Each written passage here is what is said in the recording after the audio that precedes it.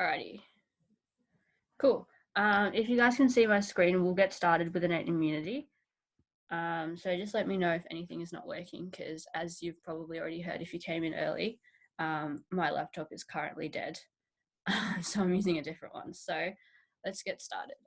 So we're going to basically kickstart immunity, which I believe you guys will be doing a couple, like you'll basically be doing it, I think, on Thursday. And we're just going to start with the innate immune system. So the innate immune system is what we're going to call our non-specific immunity, versus your adaptive immune system, which is going to be specific. So you guys have a look at the adaptive immune system later.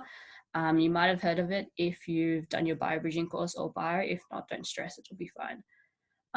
So we're going to basically today, we're going to have a look at innate immunity, because I remember the first lecture being hella confusing, especially for no one who's like who's not done bio. So we're just going to have a look at it later. So here's basically a table of your common differences between the innate and your adaptive immune system. So we're basically, today we're going to focus, as I said, on the first column, so innate immunity. So just a couple of things to note from this table. So it's a really nice just overview of everything. But it's basically innate immunity is fast, it's non-specific, and it has no memory. So if you're wondering what memory means, it just literally means like what you'd think. So it means that once you've fought off like a pathogen for the first time, your immune system can like remember some tips and like some tricks, I guess, to figure out how to fight that exact same pathogen more efficiently the next time. But unfortunately, your innate immune system doesn't actually have this. It's only just a feature present in your adaptive immune system. All right.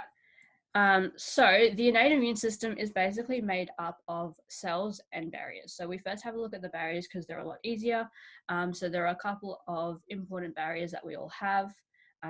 So you've got your non-cellular components, which are just barriers. And so there are four main types of barriers: anatomical, mechanical, antimicrobial, and natural flora. It's honestly not too hard. So just anatomical is just like your skin or your mucous membranes.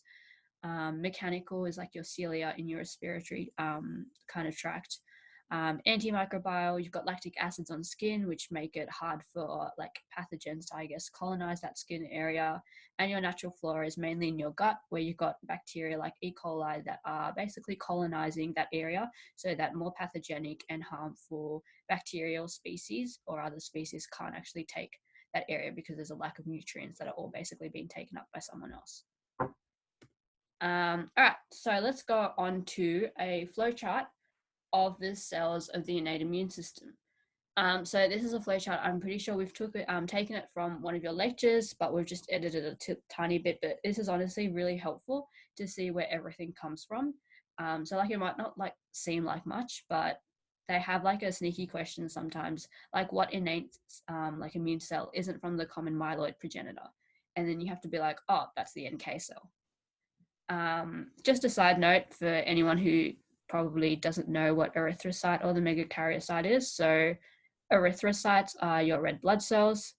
Your megakaryocytes are basically these massive bone marrow cells, but they're not. Neither of them are immune cells. Alrighty, so let's have a look at the innate immune cells in a bit more detail. So here's a table going through basically important functions of each of the innate immune cells in a bit more detail. We might come up with, I guess, like a concept video on this, especially because immunity is a really big topic and a really hard topic for people who haven't done bio. But let us know later and just message us or anything if you want. So basically, let's start with neutrophils. So your neutrophils are going to be your first responders. And they're seen in acute infection. So this is mainly because they're really small, and so it's easier for them to, I guess, like travel through and like go into like different vessels and tissues.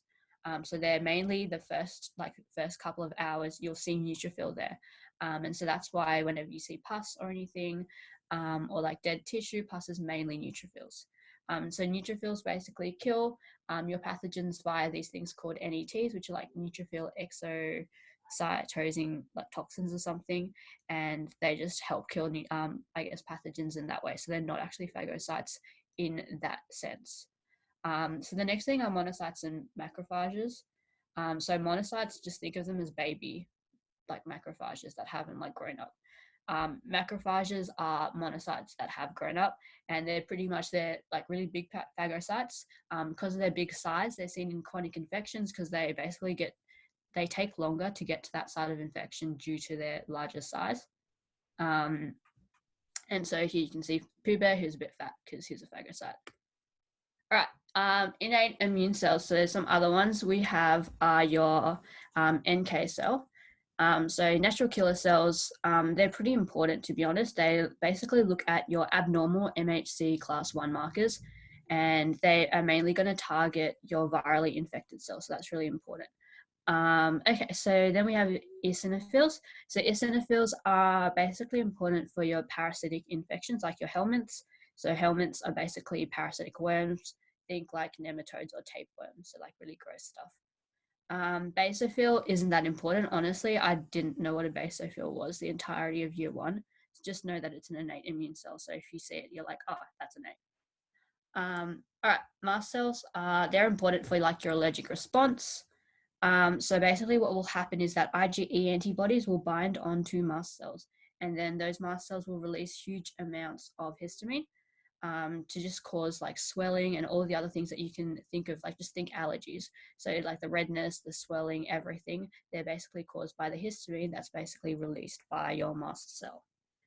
So those are the main kind of innate immune cells. So if you know all of those, you're pretty much down packed for just the cellular component of the innate immune system. All right, so there are a number of features that will help us to figure out or to recognize what's happening on your innate immune system. So there are 3 main types that you need to know. So you've got your PAMPs, your DAMPs, and your PRRs. So your pathogen-associated molecular patterns, these are only on pathogens. So these are only on like your bacteria, your viruses, or whatnot, and they're unique to those. So they're unique features that basically pretty much define those pathogens, because it's like important for their survival. So without these features, that bacteria or that won't be able to survive. So for example, like the flagellin, to help that bacteria just move around. And as a result, that pathogen can't actually, I guess, it can't evolve away from this particular thing easily. And so it's like a safe bet for our immune system to be able to recognize these PAMPs.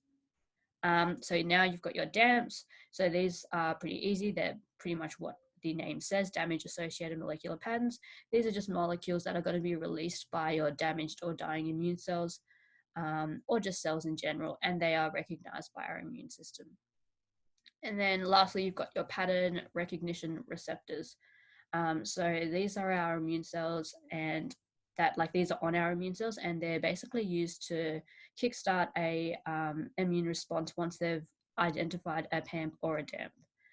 There are some specific names for them, such as like TLRs, which just stand for toll-like receptors, but toll-like receptors are just a specific family, so there's nothing that interesting there, to be honest.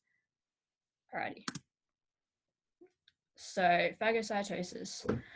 So here is just a really easy, just step-by-step of phagocytosis. It might be really helpful also just to look up like a couple of like photos, because I think it's easier if you just see the steps. But in general, if they ever ask you what phagocytosis is, it's basically the main step that macrophages and other innate immune cells will do to attack foreign substances, i.e. like pathogens or antigens, and it's a process whereby they engulf and then basically destroy them. So your main steps, as you can see, are 1 to 6. I won't go through them in that much detail, but basically, if you think of it, endocytosis is what happens first, and that macrophage will endocytose it, macrophage or whatever will endocytose it, basically creating this thing called a phagosome inside it. Then your phagosome will actually fuse with your lysosome.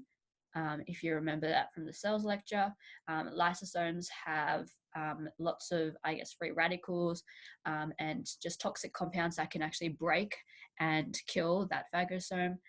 So when they basically lyse, the phagosome and the lysosome are called phagolysosome, very creative. And then you're just going to eject a lot of the debris from pathogens via exocytosis. All right. So migration of leukocytes. So this was honestly probably a confusing topic. At least I found it super confusing when I was in year 1. So I've tried to basically break it up into 5 really easy steps.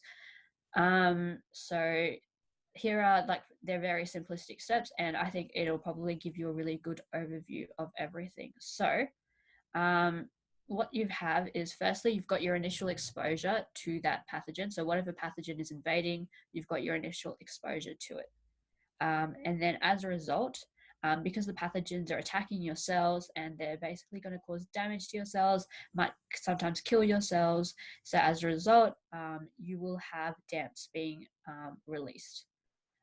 So these DAMPs will then be recognized mainly by tissue macrophages. So these are stationary macrophages that are stuck in your tissues and that are there just chilling.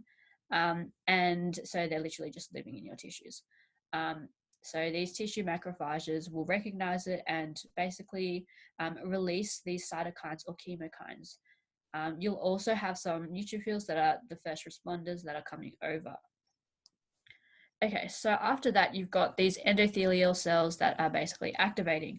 So all of these innate immune cells, the macrophages and neutrophils, will all just release adhesion molecules. So these adhesion molecules are just cytokines or chemokines.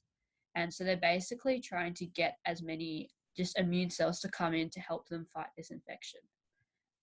So as these cytokines and chemokines are released, there's going to be some kind of gradient that's formed. So basically at the site of the injury, there'll be heaps of this chemokine being released. So they'll be at the highest concentration there. Elsewhere, the concentration will be less. So basically, other immune cells that are stuck or that are just circling other parts of the body can follow this concentration gradient, basically up to where it's highest, and where it's highest is where it's needed. So they eventually will be able to get to that site of infection to help out there. So to actually do these or get to these, leukocytes are going to bind to ligands or receptors. So ligand is just a receptor, and these receptors are basically on your endothelial tissue. So think around your blood vessels and such. And so they'll have histamine, you'll have this histamine being produced, and histamine, it also allows permeability and increases the permeability of cells within tissues. And so that once these cells, so leukocytes, are going to bind to these ligands on the endothelial tissue. So once they've bound to these ligands, they can then actually squish their way through that endothelial tissue into the infection site. So these ligands are going to be activated and expressed only on the case of infection. So only when you have an infection where will these leukocytes be able to actually get through the tissue. Usually, there are always going to be ligands there, but there won't be as many. But usually, you'll have these leukocytes that just bind and roll around for a bit, but they can't cross that endothelial tissue. So they'll just bind to some of the receptors. They might roll around for a couple of seconds, and then they just get released back into your circulation to do their own thing. So probably to go to another one. So yeah. All right. So after that, we've got our complement pathway. All right. So this is just another important pathway. Complement proteins are what basically drives this pathway. So complement proteins are literally just going to be a series of blood serum proteins, and they all just activate each other in a little step-by-step process, which is, you can have a look at the diagram over here. And they all just help out with the innate immune response. So there are 3 main pathways, and each of your pathway is going to be triggered by a different stimulus. So you've got your classical pathway, your lectin pathway, and your alternative pathway. And they're all just being released by different stimulus, as you can see up the top. However, as you can see, they all basically just lead to the exact same outcome. So they're all going to lead to the exact same thing that's happening. And that thing that's happening is basically your membrane attack complex, which is going to form. And so that's what is your end goal of the whole complement pathway, which you can have a look at the bottom there. So complement proteins are literally just helping with opsonization. So that's just the coating of pathogens with cytokines to basically call other phagocytes over and to help with other things like the lysis of a pathogen or whatever. All right. So lastly, we've got just some other molecule and some other compounds that are important. So cytokines. Cytokines aren't that interesting, to be honest. They're just like a bunch of signaling molecules that are released by immune cells to communicate with other immune cells, and they act on each other. It's not that interesting. Just know some types, like interleukin is a type of cytokine, or like a chemokine is a subgroup of cytokines. As long as you know that cytokine is like the broad umbrella topic, that's all you pretty much need to know. All right, so the inflammasome. So we had a couple of questions, I think, in an active learning about inflammasomes. And the inflammasome is basically activated by DAM, so those damage-associated molecules, and they will promote, they'll basically promote like inflammation. So they activate this caspase 1, then this caspase 1 will then lead to the activation of this interleukin called IL-1B, and this is a cytokine. And then IL-1B is the main structure that actually drives various inflammation pathways. So that's really important. Speaking of inflammation, here's just a couple of stuff on what inflammation is. So it's basically just a protective function by your innate immune system. So I think whenever you've got an infection or whenever you like cut yourself, you're always going to get like red and swelly there. So that's just inflammation happening. And you see a lot of things like pus and stuff being formed in that area. So there are five main signs that you need to know. So there are like normal terms and there are fancy terms. Unfortunately, you need to know both of them. So you need to know like rubor means redness, or swelling means tumor. So they're known as the 5 cardinal signs of inflammation. So redness, mainly because of like your vessels are dilating due to that histamine being produced.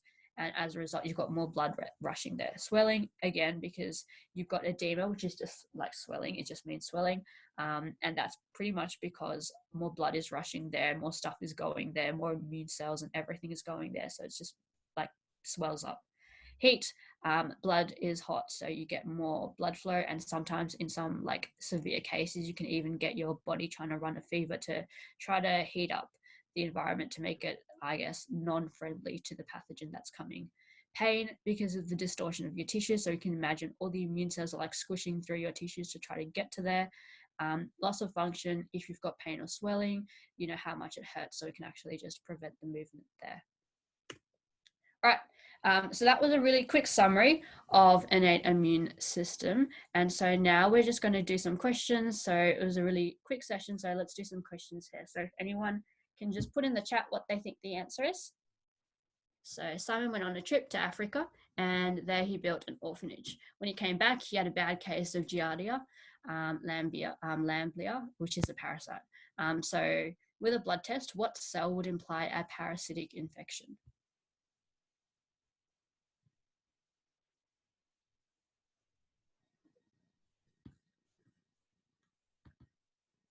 Yep, D. Good job, guys. All right, we've got another question here. So which one's false? So you've got PAMPs, which include structures such as lipopolysaccharides and double-stranded RNAs. PAMPs only exist on pathogens. Inflammasome is activated by dying or damaged cells. Activation of caspase 1 will lead to the production of inactive IL-beta 1, or none of the above.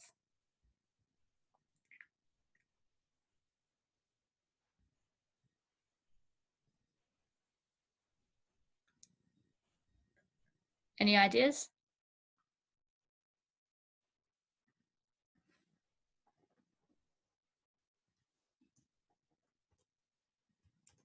All right, I will probably move on because I know that E. Oh, okay, let's have a look. So let's have a look at the answer. So this is false. So the reason why this is false is I probably made it a trick question, but so the activation of your caspase 1 will actually lead to the production of active IL-beta 1. So I was probably a bit mean there by making it inactive instead of active. But yeah, so that IL-beta 1 will then lead to those inflammation processes that are happening. Alrighty. Okay, going back all the way to the start of the lecture, what isn't an example of innate immunity in your body? So what isn't basically a barrier in your body? So you've got intact skin, lysozyme enzymes in your tears, complement proteins, coughing and sneezing, or a high pH in your stomach.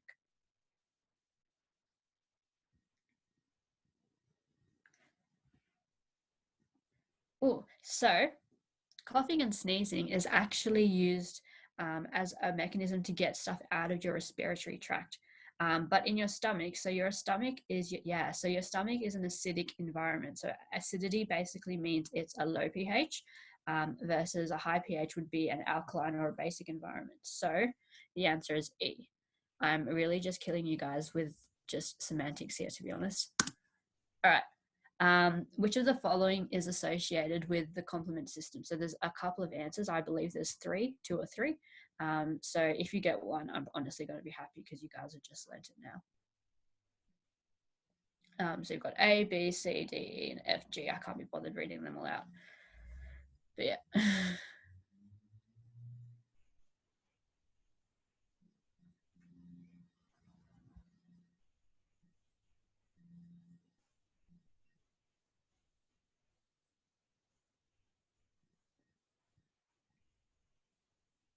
All right. Any ideas, anyone?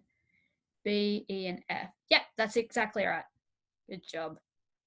So if we don't have any questions there, I will probably move on. But it's not too interesting. Just have a read through the complement protein slides and you'll see that B, E, and F are literally just written there. All right. Okay. What main factor basically promotes the rolling of your neutrophils?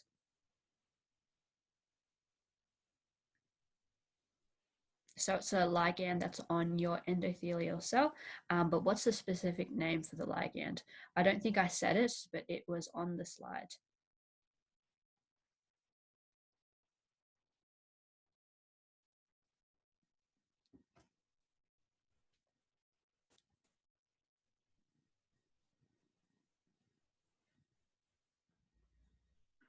Yeah, selectins, that's it. All right, good job. Okay, a couple more left. In acute inflammation, what do neutrophils not do? So they don't. So A, release histamine, release lysozymic proteolytic enzymes, release reactive oxygen species, or predominate beyond the 24-hour mark.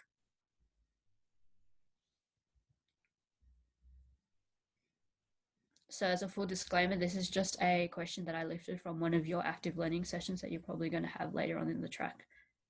Yeah. So this is an active learning question that we got last year. I think active learnings have been renamed workshops now for you guys, but same thing.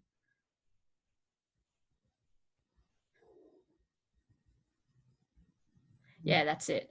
So neutrophils they're not the predominant, so they're still going to be there. But after 24 hours, we say that it's moved on to some kind of like chronic inflammation.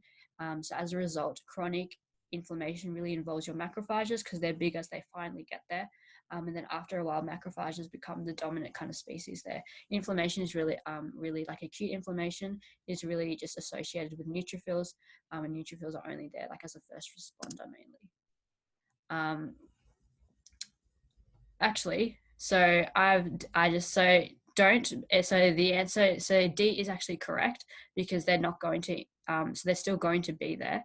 They're just not the predominant one, but they're not going to release histamine. So neutrophils mainly what they do is they release this thing called nets, or they're basically just reactive oxygen species. Think of it as like a lysozymal kind of thing. It's got like enzymes that will break down the pathogen, and it's like a net that it basically folds on top of the pathogen to kill them. Histamine is released mainly by your mast cells that are stationed at that site, the damaged site, and so that's not really the responsibility of the neutrophils, basically. All right. Okay, a couple more questions left. I think this is the last one. So cytokines, we talked about cytokines being the main signaling molecule of the immune system. So are they lipids, protein, carbohydrates, or can they be all of the above?